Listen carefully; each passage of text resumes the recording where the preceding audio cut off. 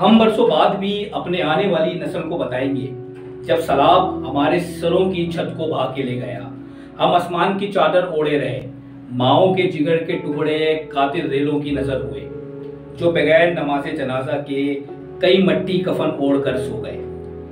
माओं को आखिरी दीदार तक नसीब ना हुआ, और जो बच गए वो कीचड़ के जूते पहने गंदुम के दानों को रम करते रहे। हमारी माएँ, हमारी बहन और बेटियां बहुत ही शर्मो हया वाली थी।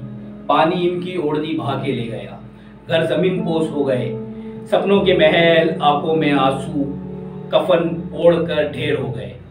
अपने बेबसी पर अकेले ही बैन करते रहे, कोई पुरसाने हाल नहीं था।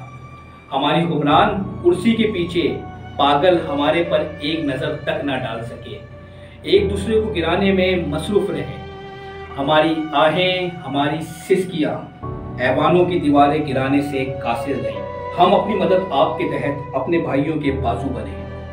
हजारों साल बाद भी मोरका 2022 की तारीख दोहराते हुए हम अपने आंसू पे काबू नहीं रख पाएंगे। हम याद रखेंगे जिन्होंने हमें मरने के लिए छोड़ दिया था।